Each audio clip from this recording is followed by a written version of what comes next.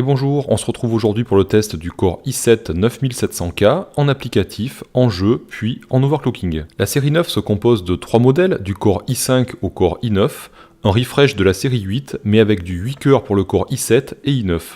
Par rapport à la génération 8, ici à gauche, le PCB est bien plus haut que sur la génération 9, ici à droite, donc plus solide, même si cette pièce ne casse jamais.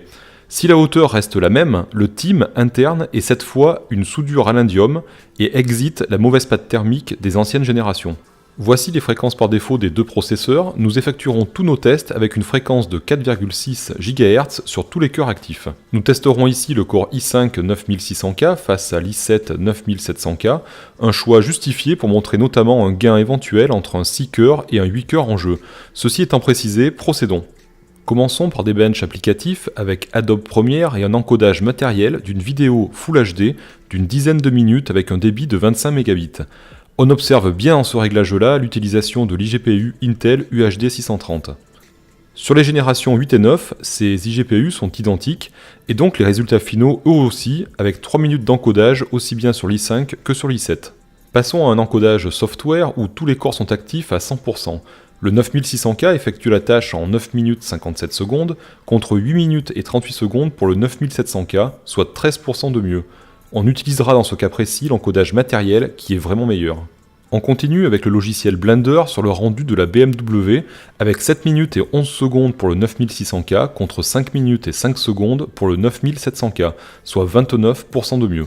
Pour finir les tests applicatifs, j'effectue le benchmark CPU de Cinebench R15 avec un score de 929 points pour le 9600K contre 1449 points pour le 9700K, soit ici 56% de mieux. On commence les benches de jeu avec The Witcher 3, carton de l'année 2015, un jeu en monde ouvert très gourmand. N'ayant pas d'outil de benchmark intégré au jeu, j'effectue un trajet bien précis et relève les valeurs à l'aide d'Afterburner. Si en 1080p on obtient 7 fps de plus avec le 9700K, en 1440p le gain est inexistant. Passons au bench de Shadow of the Tomb Raider, troisième volet de la saga, plus gourmand que le précédent. On obtient sur le benchmark intégré une moyenne de 115 fps en 1080p contre 81 fps en 1440p. Même constat que précédemment, en 1080p, on obtient un gain de 9 fps pour le 9700K, pour une différence minime en 1440p.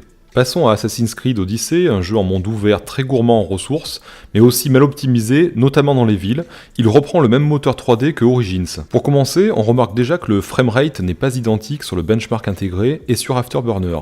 Ici, en 1440p, on reste dans la limite de la fluidité. Pour preuve, on obtient 23 à 26 fps minimum avec le 9700K en 1440p. Le 8 cœurs se démarque en 1080p avec 14 fps de plus que le 9600K et 7 fps de plus en 1440p. On continue avec le benchmark intégré de Ghost Recon Wildlands, un jeu en monde ouvert très gourmand en processeur. Malgré une utilisation processeur maximum à 77% en 1080p et 81% en 1440p, on constate sur le relevé presque aucune différence entre le Core i5 9600K et le Core i7 9700K. Pour finir, on teste Far Cry 5 avec son moteur d'Unia Engine version 2 dans son benchmark intégré au jeu. On obtient 120 fps moyen en 1080p et 103 fps moyen en 1440p. On remarque ici que le jeu est parfaitement bien multithreadé et profite bien des 8 cœurs. On obtient plus 14 fps en 1080p avec le 9700K et 11 fps de plus en 1440p. On revient sur nos benches applicatifs avec un indice de 100 pour le Core i5 9600K et le gain associé du 9700K. Ici, on obtient 33% de gain en moyenne sur notre série bench applicatif en faveur du 9700K. Pour les jeux, le gain est moins visible suivant les titres, mais surtout suivant la résolution. Si en 1080p le 9700K se détache avec notamment les jeux comme Far Cry 5 et Odyssey, les gains sont plus faibles en 1440p, voire inexistants le plus souvent. On obtient donc un gain de 6% en 1440p contre 10% en 1080p. Cela reste peu, mais le processeur n'est pas le premier élément à changer pour gagner des FPS, mais plutôt la carte graphique. On finit cette review avec l'overclocking du Core i7 9700K, plutôt très compliqué.